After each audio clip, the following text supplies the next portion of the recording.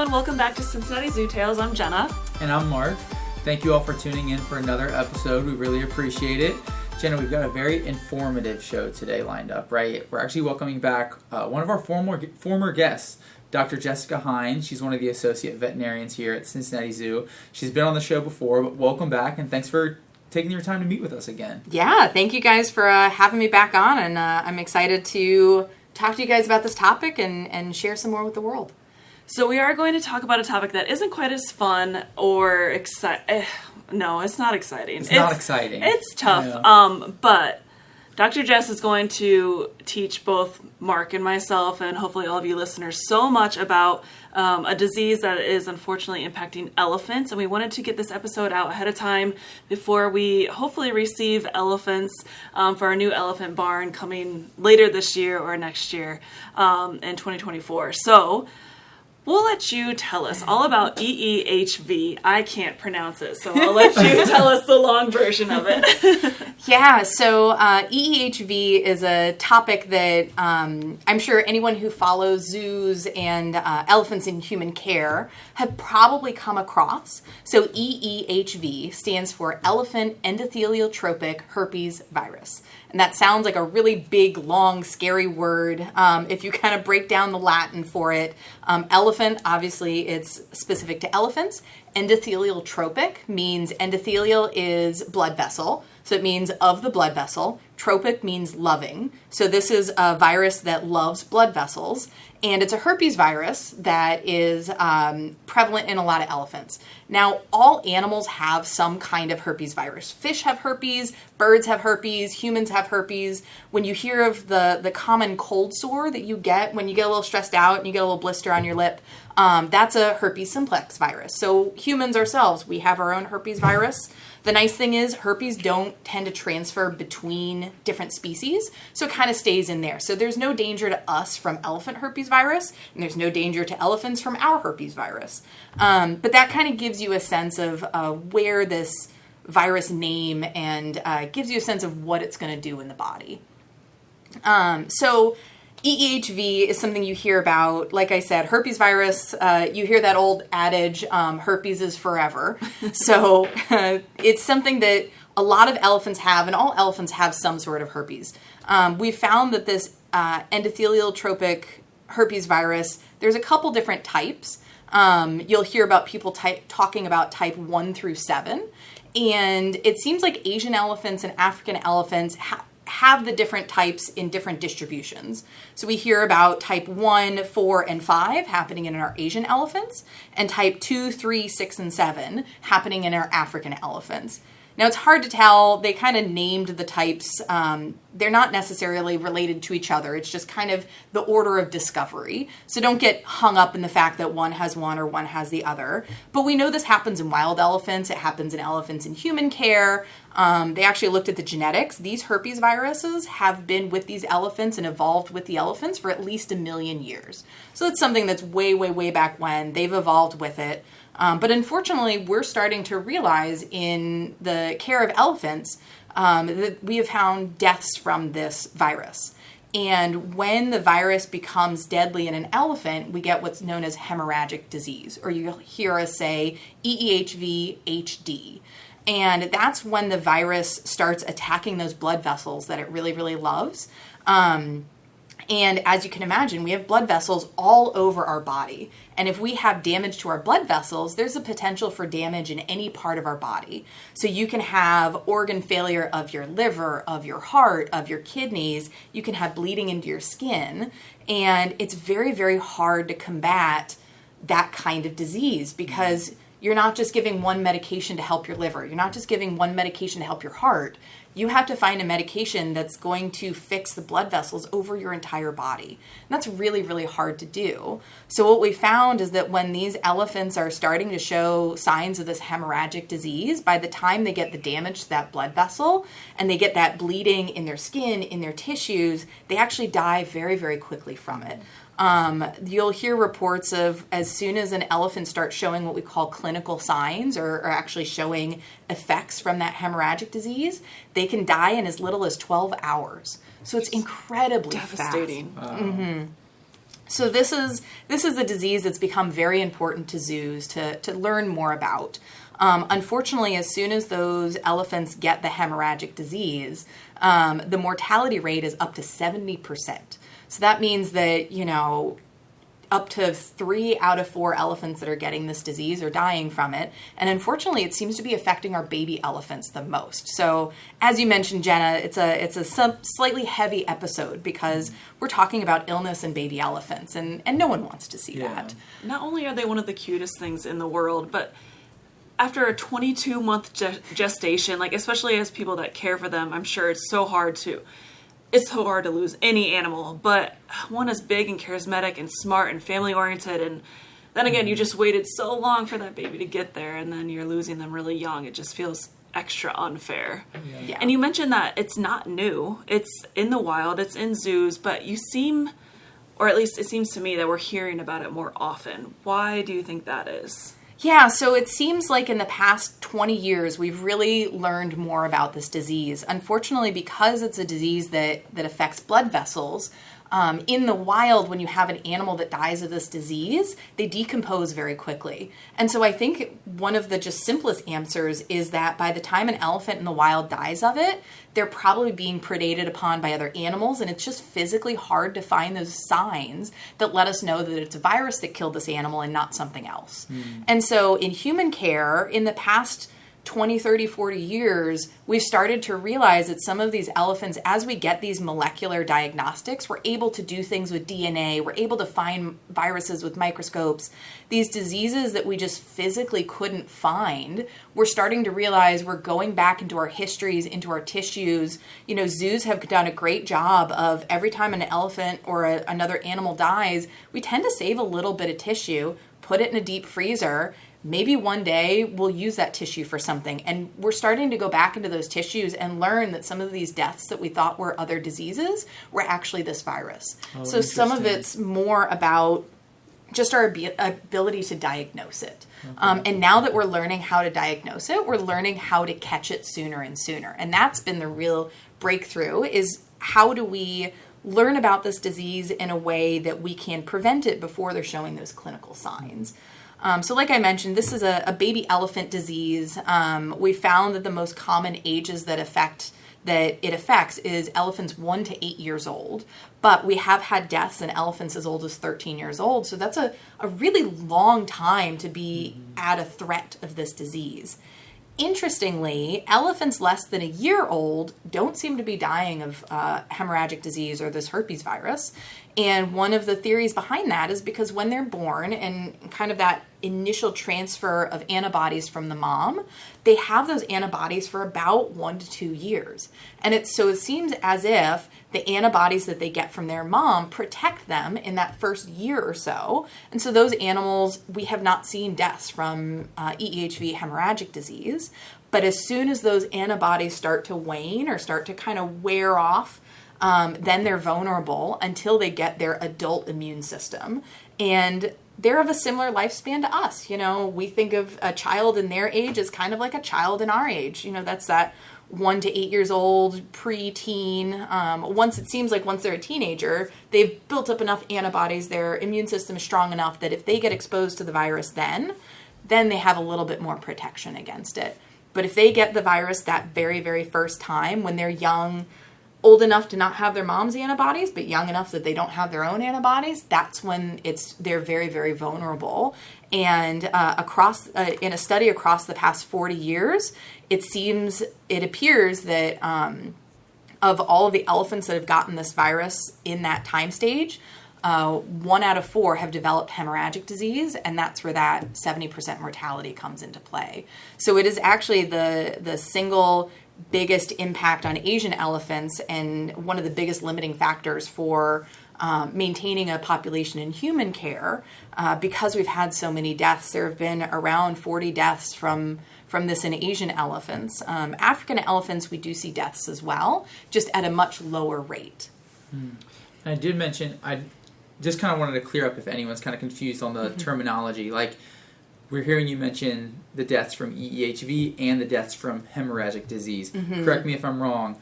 the EEHV is the cause and the hemorrhagic disease is the effect. Correct. Right? Okay. Yes. So a lot of elephants will have this EEHV. That's just the virus. And then when they get disease, that's the hemorrhagic disease. Okay. So all of these elephants who are adults who have herpes virus, they've gotten the virus and kind of dealt with it in their own way. It just hasn't become clinical. So kind of like the human herpes virus's cold sores, that's what I would call clinical for herpes virus. Gotcha. Whereas you can kind of have a silent herpes virus where you'll shed it, but your body will never show that it's having any effects. But yes, if I talk about disease, I'm talking about the hemorrhagic disease. Gotcha. And is that the only part of the virus that can cause death in these elephants, or are there other things that can lead to them dying? Yeah, so it seems to be that the disease that comes from EEHV is that hemorrhagic disease. We have found in some African elephants that they do have, kind of like the cold sores in people, they will get skin nodules. And when we test those skin nodules, they have a high load of herpes virus. So it seems like the African elephants will get the same herpes viruses, but it will manifest and show itself as those skin nodules. However, they can also get hemorrhagic disease as well. To my knowledge, there haven't been clinical signs in Asian elephants besides just the hemorrhagic disease. Okay. So when keepers are caring for an animal that gets this, what kind of symptoms would they see before? I know you say like by the time you're seeing symptoms, it's probably too late anyway, and that's part of the diagnostics is we want to get better at diagnosing this before it becomes an issue. But what would a keeper notice about their animal? Is it lethargic? Is it not eating? Are you actually seeing any bleeding or anything like that? Yeah, so that's one of the things that's so challenging, especially with a baby elephant. You know, you imagine a kid, they're very temperamental, and they have ups, they have downs. They get really excited, they play too hard, they get really sleepy. So some of those main clinical signs, so when they're farther along in the disease, you imagine if these blood vessels are injured, it's a very non-specific sign. You just kind of don't feel well. So the main signs that we see with our elephants early in those clinical signs are ADR, ain't doing right. So they're sleeping too much or they're not sleeping enough, they're lethargic, they're not eating as well as they normally do. One of the other kind of more specific signs is lameness. So when they have broken blood vessels in their joints and in their legs, that can cause their legs to feel uncomfortable and they'll start to limp on one leg or another. However, you think about a baby elephant, they're running around, they're falling down, they're tripping over things. There are plenty of reasons for a baby elephant to become lame. And it's very hard to tease apart, is this lameness because you tripped over a log yesterday or because you have this terrible disease? And now people are getting a lot more nervous and kind of pulling the trigger and starting viral treatments for these seemingly minor changes in their baby elephants. But we would much rather start treatment and then stop it and realize it wasn't the virus than get too far behind, because like we mentioned, it's just hours before they can potentially die. So you want to get as on top of this as possible. So you mentioned treatments. What would be kind of a treatment plan if you did find an elephant with this? Yeah, so treatment plan is a lot of supportive care. We do have some antivirals that we'll use on our elephants. Anecdotally, they've been tested, but obviously there's not a rigorous scientific study to say that this antivirus specifically helps for this virus, because imagine the way to do that is to get an elephant sick, use the antivirus and see if they survive. No one's going to go through that kind of a clinical study. So we use the antivirals. They don't seem to have a negative effect, and at best they have a positive effect. So we have a couple different ones that we use. Some of them are oral, some of them can be given rectally, and some of them can be given IV directly into the vein. And which one we use depends on our clinical suspicion as well as how sick the animal is. And so we'll be giving those medications multiple times a day to make sure that we're getting the highest levels in their blood as possible. But then we also want to give supportive care. So if those blood vessels are broken, they're leaking everywhere. They're leaking all of those important nutrients and blood that you need to keep your body going. So a lot of our other supportive medications have to do with pain control, because they're going to have swelling and discomfort in a lot of different body parts, as well as that vascular support. So we want them to have fluids. We're potentially giving plasma transfusions. We're giving blood transfusions. We're trying to replace all of those really important things that are held within the vasculature system so that they can still keep their heart running, keep their liver running, keep their kidney running while those antivirals are doing what they need to do. And sometimes we're giving antibiotics because now that the body is vulnerable, it has all of this disease going on. You're very susceptible to getting secondary bacterial infections and other complications. So you're just kind of throwing the whole kitchen sink at these elephants. And oftentimes they're not moving around very much. You might have to sedate them in order to get these medications in because it's a very intensive treatment. It's kind of like taking your child to the emergency room and then being in ICU. You know, they don't know what's going on. They feel uncomfortable. So sometimes we use sedatives to help get them more comfortable and be able to get the medications in, even though it's not the most ideal setup. What if the antivirals are not working? What would actually be stopping the blood vessels from continuing to burst or break? Like, how do you actually stop that bleeding? So you can't stop it. Essentially, you're trying to support the body and give it enough time for the immune system to kick in. Because the biggest defense that these animals are going to have is their own body, you know, attacking and kind of sequestering that virus and keeping it in check. Wow, and it just heals slowly? And it just has to heal slowly. Wow, yeah. okay. So the goal is to try to stop it before it gets too bad. And you're right on that kind of seesaw precipice of, if you can catch this before, you know, that last straw, then maybe you can slowly rebuild your body. If you can't, sometimes you're just working against the 8 ball and you're not going to be able to catch up with the damage that's been done. But you're going to keep trying until you find that, you know, there are situations in which, facilities will realize we're beyond our means, and the kindest thing to do is to let this animal go. And I can't imagine how difficult that is for a facility, but especially when you're dealing with a baby elephant that's been, like you said, been so charismatic. But that's why one of the mainstays, as you guys were talking about, is trying to catch this virus sooner and catch it earlier. And that's one of the big things that our zoo is working on. So with the development of this new elephant exhibit, and we know that we're bringing in elephants that are within that age range for potentially developing this disease virus. We are looking to build a lab that's going to test for EEHV earlier and earlier on in the disease. So one of the nice things is that if the elephant catches the herpes virus, often it will kind of multiply in their body, and you can actually see it in their bloodstream. So if you take a blood sample and you test that blood sample for the virus, you can actually catch it before they're showing clinical signs. And sometimes you can find that virus in their blood up to 2 weeks before they show those clinical signs. Oh, wow. And 2 weeks is a lifetime in terms of treatment. If you can, like Jenny, you were saying, if you can stop that damage before it happens, since we don't have a drug that's going to fix that damage, if you can catch that virus before it's caused significant damage, then maybe we can get all these elephants over the disease process, get their immune system to kind of kick into gear, give them that time for their body to make their own antibodies, and we'll just keep the virus at bay. We'll keep it low enough with our antiviral numbers that their body is going to do the rest of the work. And the nice thing about herpes is once you get the disease the first time, once your body creates those antibodies, you're good to go for the rest of your life for that particular type. So if you get EEHV 1A and you survive it, and now your body recognizes that particular type of the EEHV virus, if another elephant sneezes in your face and they have that virus and they sneeze it on you and you get that in there, your body already recognizes it. You're not going to get hemorrhagic disease again. So that's the thing that's really fantastic about it. So one of our goals is with this EEHV lab is to be able to test for that virus in the blood super, super early in the disease process. Now, if you think about it, it shows up 2 weeks before they show clinical signs. Well, we don't know when that's going to happen. So that means that we're essentially randomly testing baby elephants throughout the beginning of their lifetime, hoping to catch that virus before it gets bad.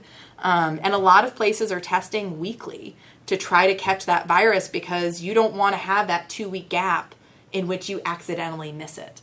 So that means that there's a lot of training going on with our elephant care staff to be able to have those animals voluntarily participate in those blood draws. And that's one of the things that's amazing about animal care and zoos is that they've created these trust relationships. And through operant conditioning and voluntary training, elephants will come up and let you poke them with a needle, and you get a tiny little blood sample, you run it, you see if there's any virus in their blood. If there's no virus in the blood, we're good to go. We move on to the next week. And if we start to see virus in that blood, probably the first thing we'll do is take another blood sample and make sure that it's true, as long as the animal's not showing clinical signs. And then if we confirm that there's virus in the blood, we can start giving them oral medications. And then it's just like taking a few pills. For an elephant, it's like, 38 pills. But we would be able to catch it and not have to do all those intensive treatments. We wouldn't necessarily have to do those plasma transfusions and those antibiotics and everything else. But we'd be able to kind of treat in a more controlled environment before they get all of those disease processes. So that's a really important factor of this new elephant barn is we'll be adding the EEHV lab so that we can do all this blood work and get results really quickly. Yeah. You had mentioned earlier, we were talking that there are 2 other places, is that correct? Washington, D.C. and in Houston. And other zoos they're taking blood weekly and sending it there and waiting for results. Yeah. But we won't have to do that. Yeah. So that's the nice thing is, especially the National Zoo in D.C. is kind of the primary EEHV testing facility, and the majority of zoos that are doing these monitoring is sending it to DC and waiting for that turnaround. Now, usually we can get that turnaround within 24 hours, but if you have a clinically sick animal, 24 hours is the lifetime of that animal. Yeah.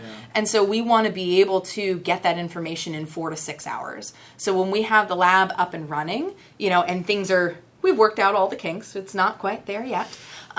We're hoping to have that turnaround be less than a day. And the truth is that if we have an animal that's clinical, we're not going to wait that 4 to 6 hours. We're going to start treatment. And if we find out that, it wasn't the virus, well, there's no harm done in giving the majority of these treatments because it's just a little extra intensive, but none of them should have a negative effect on the health of the animal. And honestly, most of them boost them anyway. But we want to be able to have that testing on site so that we can repeat, we can do that quality control, and then we know that we can act on things as quickly as we need to. And I should know this, but we'll have hopefully 9 elephants, is that correct? Or I have to count. 7 to 9 elephants once they're all here. Yeah, I think we'll have 8 in total. Okay, 8. So that's a lot of blood work to be doing. Yeah. Like this, we hired in a new technician to take over and help run this lab, or not take over. It'll be a huge team effort. But basically, she was brought on knowing that this is going to be a new thing. There's going to be 8 elephants to take blood once or twice a week from. Or are you not going to do the adults? Do you have to? I know you've explained this, so excuse my ignorance. But just because they're above the age of 13, and our elephants here have 1A, and they're immune to that, but they're 30-some years old, do we have to worry about them getting type 2 or the different things, or are they totally good once they're an adult? Yeah, so there's an answer of what we know now, and there's an answer of what we don't know now. Yeah. So to our knowledge, we have not seen hemorrhagic disease in these elephants that are older. There's a first time for everything. We used to say that elephants above the age of 8 are protected. It's just that 1 to 8 years old that we're concerned about. And then we had an elephant die at 9 years old. And then we had an elephant die at 13 years old. So I'm not going to say that there's a direct cutoff for that danger zone.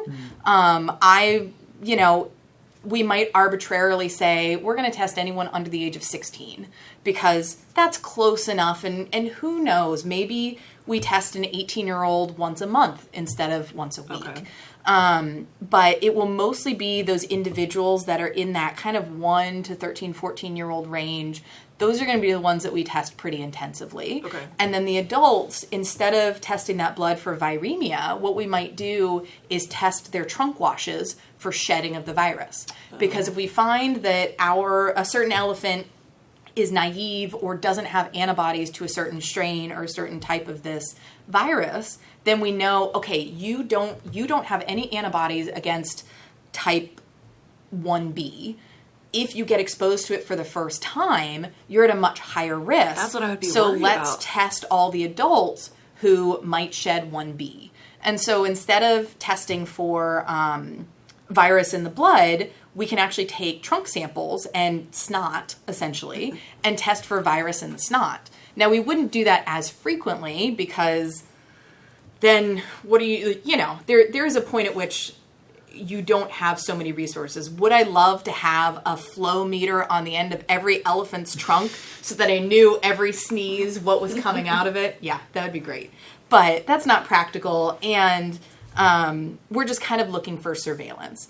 And so since we know, like other herpes viruses, that a lot of times these viruses are more prevalent or have a higher chance of being there when you are sick or when you're stressed out, we may increase our monitoring around stressful times. And one of those stressful times is transport. You're introduced to a new environment, you're meeting new elephants. So all of these transitions may not happen exactly at the same time, but whenever we have something that is new or novel or potentially stressful in these elephants on kind of a major systemic scale, we have the option of increasing our surveillance during that time. So certainly when these elephants come in, when they're meeting new elephants, when they have major exhibit changes or other things that are happening in their lifetime, those will be the highest monitoring times. And when things kind of settle out, if we get a little bit more comfortable, we might back off some of that monitoring to an extent.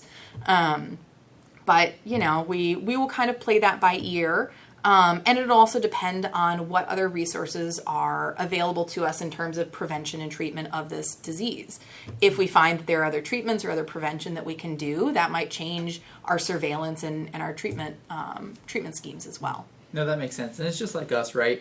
During the stressful times in your life, your immune system's a little compromised. You often come down with cold during a move or something like that. It's the same thing for the elephants. When they're meeting new members of the group, when they're moving spaces, that's kind of those stressful times when we're most worried about them, right? Exactly. Yeah.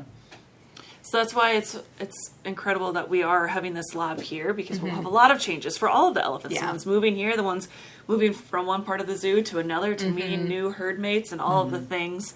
It's going to be a really exciting time, but also it could be pretty stressful for a lot of them. So yeah. Stressful for our care staff and our veterinarians too. Yeah. Sure. We are very excited about the new elephants, but there's always that tinge of, okay, we're all ready. And we've had we're doing a lot to prepare. We're doing a lot of these changes to our infrastructure. We're creating this EEHV lab. The elephant team is getting prepared. They're making sure their current elephants are well prepared for their blood draws, for their trunk washes. There's, like I mentioned, there's also the potential for giving blood transfusions and plasma transfusions. Now, elephants do have different blood types. They do have different sensitivities, but we can give transfusions between different elephants if they are cross-matched appropriately, just like humans. So we are training some of our elephants for potential plasma and blood donations. If we find that they are good matches for the elephants that are coming in, there's a potential that we could match blood between individuals at our own facility. And if not, the community of zoo and veterinary support across zoos and elephant care facilities in the U.S. and abroad is pretty phenomenal. And there is a network of institutions that run EEHV tests, that do cross-matching on elephants, that have standby donors and actually have banked plasma in which that they can donate. One of the pieces for the improvement of our elephant facility and as part of this elephant expansion is we are also hoping to be a plasma donation facility. So we have purchased and are currently setting up a plasma centrifuge in which we would be able to collect blood on site and spin it down for plasma and then store it. And then we could either use that for our own elephants or potentially send it to other facilities so that they could use it on elephants that they have that are sick. And all we need to do is do a quick blood typing cross match and make sure that those animals are compatible. And then we can help elephants at other facilities. Elephants at other facilities would be able to help us. So it's a really great partnership to be involved in. yeah, that'll be amazing. That's awesome. And it's really nice that our zoo is able to kind of like take that preventative measure, right? That we're already working with our current elephants so that in, who knows, 1 year, 2 years, whenever down the road, if there is an issue, we can hopefully address it in a more timely manner. Yeah. Have you ever worked with an elephant with EEHV or been a part of a zoo that had to deal with that? I have worked with a facility that unfortunately lost an elephant to EEHV, and it's devastating on many levels, because like you mentioned, these are individuals that have been born, the gestation period so long, you're waiting for these elephants for so long, and they've grown up and you've become really attached to them, and then all of a sudden they get very, very sick, and you can lose them very quickly. It's a community effort. The facility that I was involved with actually had professionals from several other zoos that have elephants and have dealt with EEHV before come in so that you could provide 24-hour round-the-clock care. And, you're giving your heart and soul to these animals, and, you're not sleeping as effectively because when you're not there, you're worried about the elephant, and your team is trying to rotate in care of this particular individual, but you're also trying to take care of all the other animals that are still at your zoo.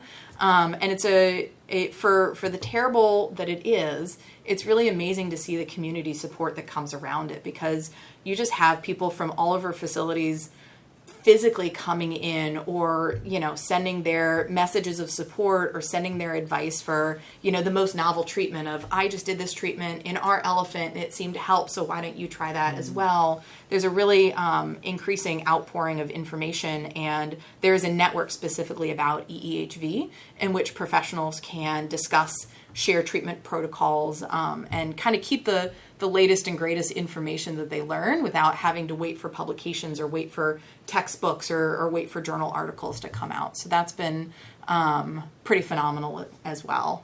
But I know that several people, even though we haven't had to deal with it, knock on wood, here at Cincinnati, several people on our both veterinary and elephant care teams have worked at facilities that have treated both successfully and unsuccessfully to get through hemorrhagic disease.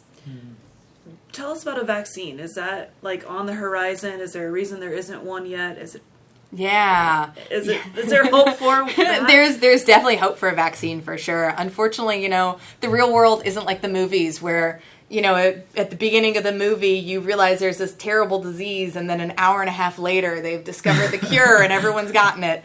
So the development of a vaccine is many, many steps. And there are a lot of things that come before it. First, you have to be able to isolate the virus. You have to be able to study it in very specific ways so that you can kind of artificially create some kind of antibody or neutralizing ability. Vaccines work in several different ways. You either have the kind of vaccines in which you take up a virus or whatever that pathogen is, and you chop it up into little pieces so that it's not dangerous anymore. You introduce it into the body, and the body recognizes it so that the next time you get a live virus, it'll be able to attack it quicker. You have other viruses, or you have other vaccines in which you take a virus that's alive and you genetically alter it so that it's kind of inert. It can't create the disease. And then you give that as your vaccine, and then hopefully that virus will create an immune response but doesn't cause the disease, so that when you next see the virus that does cause disease, your body can attack it. You have the new mRNA ones, which are just tiny little pieces of DNA, and they help your body recognize the disease before, kind of like the new COVID vaccines. But all of those take time and they take research. And the other challenge is that oftentimes they are tested in animals or in cell culture, but the real challenge is testing it in a real animal. And there aren't that many elephants in human care, and, everyone wants to be careful with vaccines. The vast majority of vaccines are very safe and very well tested. However, there is that first step. Mm-hmm. And there just aren't that many elephants for us to test the vaccine. And if it doesn't work, the main way that you're going to know that it doesn't work is the animal's going to get the true virus and either get sick or not get sick. Mm-hmm. And so how do you test that vaccine without challenging an elephant with the actual disease? Mm-hmm. Either a young elephant that is in the vulnerable state, or an adult elephant who you wouldn't know because it wouldn't develop the disease anyway. So a lot of it is we're still very early in those research stages. And then when we are testing these vaccines, how do you truly confirm that it's working? And so there are a couple places, both in the U.S. and abroad, that are studying vaccines. Unfortunately, it's just a very slow process. So I do think that in a matter of maybe years, we would be able to have a vaccine that would improve our outcomes. But we're just not there yet. So, but it is in the works for sure. Yeah, it does sound scary. Who would want to volunteer for those first few tries? Yeah. It's like in any kind of scientific experiment when you learn about it, right? It's like you need the control group and then you need the test group, and it's like when you're working with live animals, it's that are already endangered. Yeah, they're already endangered. You can't really risk anything to a control and a test. And we don't have an approximation of that species. Yeah. You know, if it works in a mouse, does that mean it's going to work in an elephant? Like, exactly. So. But you mentioned both Asian and African elephants can get it. Yeah. They can get it in the wild or in zoos. And it's something that isn't necessarily new, but we're just learning more about how to identify it when there is an animal that's passing. So. Yeah, and there was information, 20 years or so ago when we were still learning about this virus, that we were finding the virus in African elephants, and we were finding it in Asian elephants, and Asian elephants were dying at a much higher rate than African elephants. And before we realized that they had two different types of the virus, we thought it was all one and the same, and there was a concern that African elephants were giving it to Asian elephants. So there was a small push for a little while to not house African and Asian elephants together, to not let them expose each other. And one of the good things is that we found that information is not accurate anymore. There's not a threat of these African elephants giving it to the Asian elephants because they have a different strain. And those elephants are not as susceptible to the strains that are natural in African elephants as the ones that are natural in Asian elephants. But we still are learning a lot more about this virus. We have found that just because you've had type 1 and you've created immunity to type 1, you could still get type 4 and die from type 4. And we've seen that happen in some zoos in which they get one type of the virus and the facility's all excited because you survived it. And then just a few months or a few years later, that same elephant has gotten a different type of the same herpes virus. And then unfortunately, they've lost their battle in that way. And so I think a lot of this testing, a lot of this kind of prophylactic information that we're gathering in the diagnostics and surveillance that we're able to do early on is really making the difference. And we are finding that the survival rates are increasing.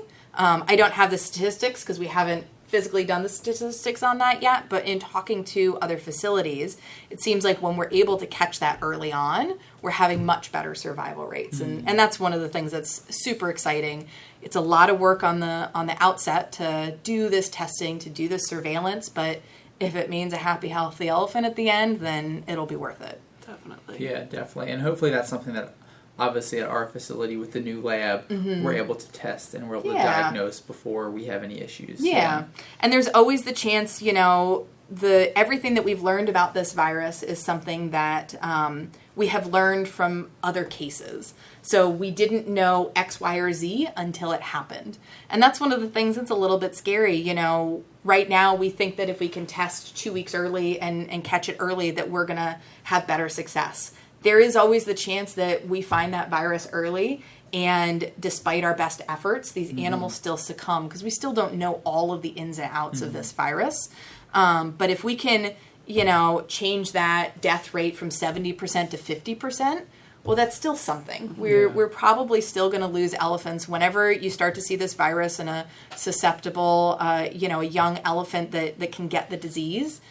Even with your best efforts, even with all the planning in the world, you can still lose them. But we'll do our best to do everything up until that point. Yeah, and like you said, luckily there's kind of that network being established among zoos across the country, even zoos across the world, right? It's not just in the U.S. we're researching, it's across the world. There's definitely international collaboration on this for sure. The European zoos, we're talking to the Asian range countries, there are several places in Asia that have elephants in human care, and even those researchers who are studying these elephants out in the wild, we're all sharing information across all of us to learn more about this virus and this disease in total.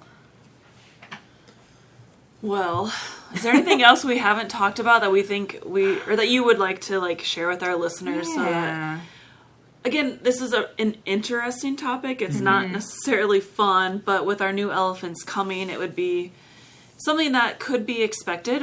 We hope not. We really, really hope that we get very lucky. None of our elephants get sick, of course, but at least everyone knows we are on top of this. Yeah. Again, we are one of very few zoos that will have our very own EEHV lab, and everyone is aware of the things and hopefully can do our best if something does happen. There are lots of diseases out there in which, science has not created the perfect treatment and we can't fix everyone. But, as a veterinarian, I understand that I can't fix everything, but if I feel like I've done everything that is possible and that is known to science to be able to try, then I feel like we've given, our collection and our animals the best shot that's out there. And that's where I feel good about things. Yeah, as long as you can put your best foot forward and put your best effort out there, you can feel good about, not feel good about the results if they don't turn out how you want, but you can at least sleep at night, right? Yeah, you exactly. can at least sleep at night. Exactly. Yeah. You feel like you did the best that could be done. And sometimes, there are plenty of diseases out there that, not everyone can fix, but we'll do our best, and we're excited to have these new elephants coming in. Yes, definitely. Definitely. We're excited to have the new lab, the new facility, the new barn. Lots of changes. Lots of changes. Lots of excitement coming up. Yeah. Well, thank you. If there wasn't anything else you think we missed, then... Yeah, I think that's the majority of what I wanted to share about EEHV. Great. Thank you so much. You know so much, and there's still so much to know. You can fill books with the things that I don't know. Well, we've already asked you this once, but we'll finish off the show with our typical, what can I do? Do you have an idea for us today? Yeah, so I was thinking about this as I was preparing for this podcast, and one of the things that I've done this week is going to my local farmer's market. So in just the town over, there's a farmer's market in which, you can get nice fresh produce, and it's just really nice to be able to get some, farm fresh vegetables and different kind of products and know that they came from nearby. You're kind of cutting down on that transportation footprint. And, supporting some small local farms. There are definitely great things about large mass production as well. There's a lot of good efficiency. But for somebody who, you might be looking for a certain growing style, a certain kind of produce, or just knowing that you're supporting your local community and staying local is nice. That's an easy, fun one. I love going to the farmer's market. Yeah. I know. That's a great one. I do love a good farmer's market. I swear, too, maybe it's just me, it's in my head, but I swear the produce you get at farmer's market always tastes better, it right? Does taste better, for sure. Yeah. Oh, those tomatoes. I was just about to say, it's always tomatoes. Like, it's always the tomatoes. If there's something that I can tell a difference in from the grocery or a farmer's market or, freshly picked, it's tomatoes. Sometimes the corn, too. Oh, you get some really good corn. Oh, good corn on the cob, yeah. Yep. That's what I lean towards. I love it. I'm sure this time of year there's plenty of farmers markets in your local area. You might just have to Google it, but it seems like at least in the kind of greater Cincinnati area, we've got farmers markets all over the city, almost every single weekend that you can find. Yeah, definitely, for sure. Well, great. Thank you again. You teach us so much every time. Yes. Thanks for having me on. I love being able to share some of this information. Absolutely. Thanks for educating us. Thanks for educating the listeners. Thank you for your time and all the work and effort you're putting into hopefully helping our elephants here at the zoo. And thank you so much. Yes, thank you. Have a good day, everyone.